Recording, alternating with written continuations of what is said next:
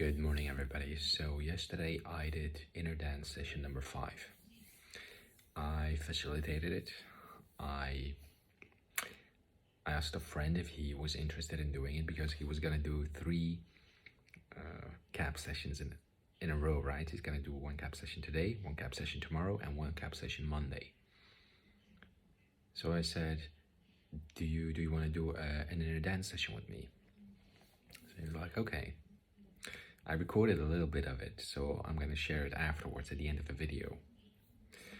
So he laid down on the floor, and there were a couple of things that he didn't anticipate. So he thought that it was gonna be a 20-minute session. So he had the whole fan the thought, when's it over? When's it over? When's it over? Why is it taking so long, right? Because he had like this idea of how long it was supposed to be, because the last time we did a session it was only 20 minutes. So he lay down. He didn't use a mat, a yoga mat, so his back was hurting a lot. He just was laying on the floor. So as soon as the music started, it's very uncanny experience. It's you become aware of this stillness, you have like this intense presence in the moment, and you feel the energy shift, and all of a sudden it's like my own energy is starting a conversation with whatever is happening in front of me, and my energy is like, it has its own will, and it's embodying my body, it's taking control of my body, and it's interacting.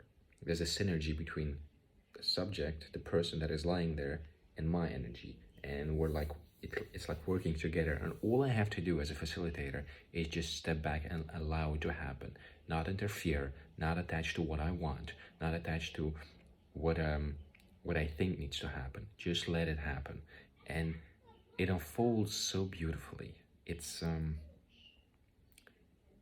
what I expected, honestly, that a facilitator was. I thought a facilitator was like, you activate some kind of I don't know, trance state, and all of a sudden you're like this empowered being who's working with energy and doing energy stuff with the other person. But it's not like that.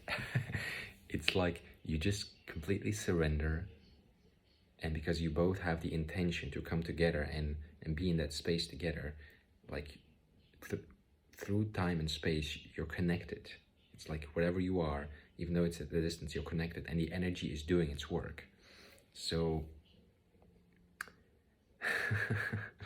we started this session, and another thing with inner dance is that I noticed is it's optimal to use headphones, because headphones are really immersive, and then the music really goes really deep. It's like it immerses you in the sounds and the vibrations of the frequencies. But if you don't use headphones, because he was using a speaker, it's not the same. I mean, sure, you will get into a trance state and you will have experiences, but it's not as immersive and not as encapsulating. So as the session was starting, like my hands, like I immediately noticed my hands were moving towards his body, and at a distance I saw, like I started to see symbols in my mind's eye. I started to see grids of energy on his body. And my hands were like drawing energetic currents, and they were realigning certain currents. At a certain point I saw how my hands were interacting with his kundalini energy. I could feel inside his belly, and it was stimulating his energy to move up. And I saw that this here was pretty, there was a stream, so it was there was a current that could move through, but like the higher chakras were a bit like blocked, because throat was blocked. This was a bit very muddy. There was a lot of thought and confusion. So my hands then started to sweep away the fog, the confusion, and there was also a block connecting his 8th chakra to the divine, right, to the cosmos. So it was primarily work being done on that. So it was like creating, like clearing the debris that was clearing the inflow of energy from the higher, so that they could meet at the heart, and so the heart could shine and the being could shine. There was a lot of like dark energy in his feet, so it was like at certain points I felt like I was connecting like an antenna to electricity, and then like I could feel how my hands went into his body, into his feet, and it was like it was lightening up, and it was light streaming into his feet and clearing debris. And all this time he's not moving, right? It's not like in CAP where you have like all kinds of movements and there's a lot of happening. And that happened for 20-30 minutes, and then all of a sudden I realized that it was like there was a feeling of it's done, the work is done, whatever needed to be done, it was done. It was the clearing of his chakras and the connection with source. And so after that, like I had my own process. I just stayed still, and I just felt like in this emptiness, and all of a sudden I started to have visions about my own life. I started to have vision about, yeah, honestly, I don't put any meaning to it anymore, because I've had these visions so often, and I realize it's either from another dimension or another timeline or somewhere in the future or whatever. I don't want to attach myself with a story to these visions. So I saw a woman who's apparently my twin flame, or because we had the same kind of frequency energy, and I saw how I was meeting her, saw how we were creating a child. She was pregnant. We were together. Like I saw these kind of things. I saw that to be with her, because apparently I am the divine feminine counterpart and she's the divine masculine counterpart. So yeah, it's very interesting. So I told her about like previous visions before, and she never said I have no feelings for you. I'm not like, I have nothing to do with you. But she always said, focus on your own process. You always know in your heart whether it's real or not real, but don't believe in the stories. I mean, she's very developed, so I'm like, okay, I don't make anything out of it, right? So I try to release as many stories that my mind attaches to the feelings, because when you have these overwhelming feelings, and when you have like these visions, your mind starts to create all these kind of stories. So as the stories were dropped, I could accept it just as like unconditional love. Just a feeling that's there, and it's love. I don't have to do anything with it. And yeah, as I saw us being together, I just thought, okay. But then I saw like us being apart, and I saw that I had to raise my level of consciousness before I could be with her. I could see that I'm at a certain level of consciousness now where we're not a match. We're not a complete match. If we would be together now, it's like we would be in a disbalance or disharmony. So it's like I have to raise my level of consciousness, and then at the perfect moment, right, there will be union or a connection, or maybe not. Who knows? We'll see in a year, right? In a couple of months. So I'm curious to discover myself, but it doesn't matter, because apparently the whole purpose of your twin flame or meeting your counterpart is not to have a relationship. It's actually to stimulate you, to awaken you, to grow spiritually, to develop your let's say your purpose, your embodiment in the world. And I must say it is true, because the moment I met her, it was an after and before. Something in me awakened, and it was a deep desire to be like her, to embody the goodness that she is. And sure, I've had that with other people as well, but with her it's very different, because I noticed I started to do certain similar trainings that she has done, and it's like I'm becoming almost the same like her in a way. It's very funny to see, like, consciously or unconsciously, it is happening, because I do see that I'm walking the path that she has already walked, right? So yeah, we'll see in the future. After that, I saw some visions about my work life, my YouTube channel, about my health. And it was a very, very interesting moment at the end, where I changed the playlist, because it was taking so long, and it was like my process was done, and there was like just like a facilitation where there was just energy being given and received with the person. There was an exchange, an energetic exchange. It was like our energies were just playing.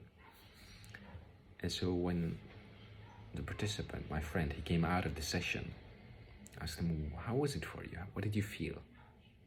So the first session that we did together, he saw a lot, he felt a lot, he went into the transcendent mode. And this time,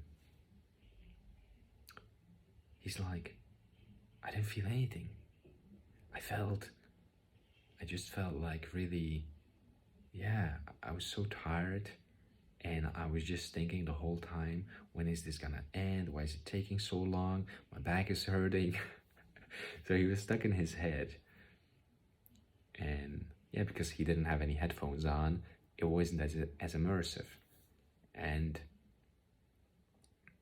he did say, you know what was funny though? Even though like I didn't see anything or nothing was happening, like something was shifting. I could feel that.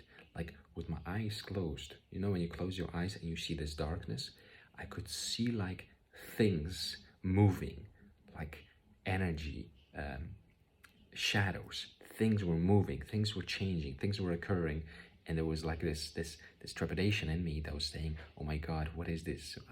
I'm scared. I'm scared." And then he was like, "Okay, it's Igor. Allow it to happen. Let it go. Just relax into it." And he let it go, and he felt things were shifting, and that was very interesting for me to hear, because from my point of view, energetically, there was a lot of things being done, right? But my mind, because I see nothing is moving or nothing is really happening, it still has this belief, like if my hands are doing something or whatever, there's some interaction happening, then something must happen on the other side, right? Something must happen. But it's like, it's a wrong way of doing. It's my assumption that is how it works. In reality, I don't know if that is how energy works, because energy is very subtle. It's unseen, right? You cannot see it unless you have a certain kind of gift. So it was very humbling for me to realize, like, even though from my point of view things were happening but I didn't see anything happen, he did experience shifts, and he felt very clear and light after that, and like he was different. His frequency was different. So yeah, we're learning together. I'm learning how to surrender more, how to be less judgmental about the process. And it's for me, the biggest thing that I'm trying to learn now is, whenever the music starts, right? So you have a facilitator and a participant, and whenever the music starts, it's like you're in this space where both are open to allow the energy to use each other. So the energy is using the facilitator to facilitate and support the process of the participant. Now, the participant can also have this process without a facilitator, right? It's not needed, but he can just help. He can, if that's needed, if that's wanted. And for me, the biggest part is like, I wish to learn how to go into that state without the music, right? Because I realize whenever the music stops, it's like the inner dance almost kind of like stops, and I feel like I don't know what to do now, right? Because the flow has stopped. So I just do nothing. I just stay still. But it's very joyous and very free experience to experience. It's like there's just an energy flow through you, and you're dancing, you're moving, you're fluting, you're making a lot of sounds, you're saying things. Like I was saying so many shamanic sounds, some shamanic words, and like I don't know what to make of it out of it. Like when I asked my teacher about this, and she said, well, it usually happens if you have some ancestry or past lives, and you have some shamanic roots or lineage, and that's embodied in your cells. So whenever you open yourself to this process, it's like you're allowing your cells, you're allowing the memory to remember, to reactivate, and the innate gifts or the innate abilities that are in you, just they can be active, and they can be brought into the foreground. They can reveal themselves, and all you have to do is just to discover and to play around with it. Don't make it too serious.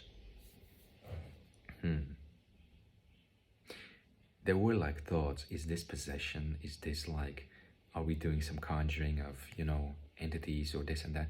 But the whole time I felt like this lightness in my heart.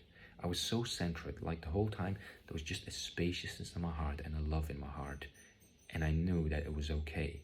And like afterwards I did a prayer, I prayed to God, I prayed to Jesus, and I just felt like that it was good, that there was nothing off about it, because I had no intention with it, right? It was just pure neutrality.